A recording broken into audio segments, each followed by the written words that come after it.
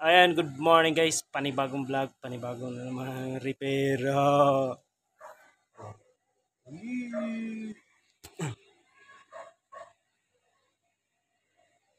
Ayan, nandito tayo sa sa bubong, sa second floor.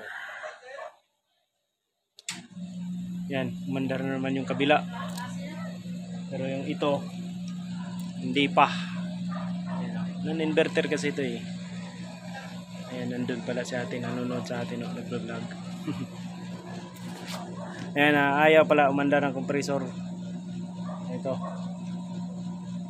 nga pala, magpapalit tayo ng magnetic contactor kasi walang 220 na lumalabas. Kaya mainit din yung yung panahon ngayon guys. Pwede ito yung inuupuan ko yan. Okay, so ito yung linya ng kuryente dito sa building na to. Yan, inuupuan ko na lang kasi walang mapaglagyan ito kasi naputol yung poste nung nag-audit.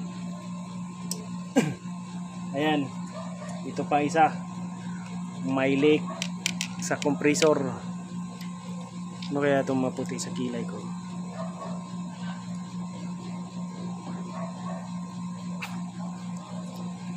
Ayan guys, mahirap mag-repair na mag-isa ka lang. Ayan yun na to, nabali.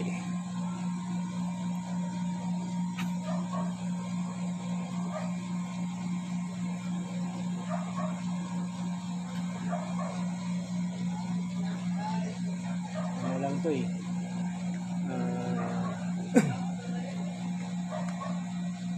Sana hindi sira pa yung compressor. Tingin ko mayroon naman continuity, di naman siya grounding. Malamang di naman to stuck up kasi umandar pa to nung Lunes. Nung Martes, yan to. Umandar pa to. Pero ngayon lang to hindi umandar.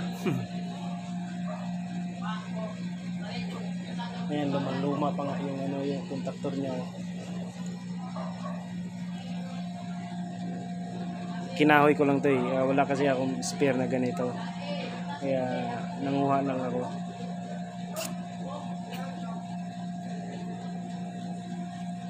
Ayan, sa mga bitiranong technician dyan, alam nyo na to.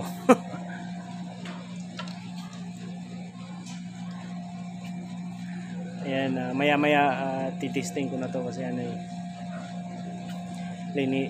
nilinis ko lang yung coil dito para magkakontak siya.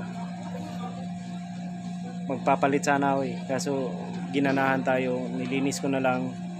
Ayan, may contact na. Tapos balik natin to. Maya maya testing na tayo. Ayan, hanggang dito muna tayo kasi baka mahulog tayo. Umandar na. Ayan, minagic ko na lang to kasi sobrang init talaga na ng linya ng buong building to eh. Pati dun sa sa tatlong building kasi itong sinusuplayan nito ng linya na to eh. Kasali na yung mga aircon.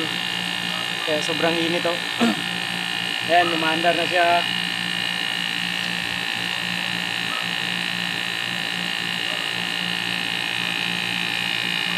Goods. Ayan, shout out sa lahat ng mga technician dyan. Ayan, baguhan pa lang po ako.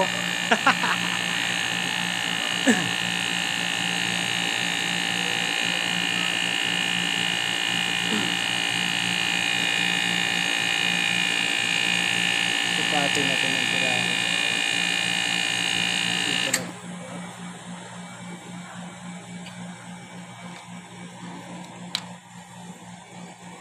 Ayan guys, bye bye. Pinapatay ko kasi doon sa lobby kasi bubuuin ko to, ibabalik ko sa yung mga takip. Ayan, bye bye.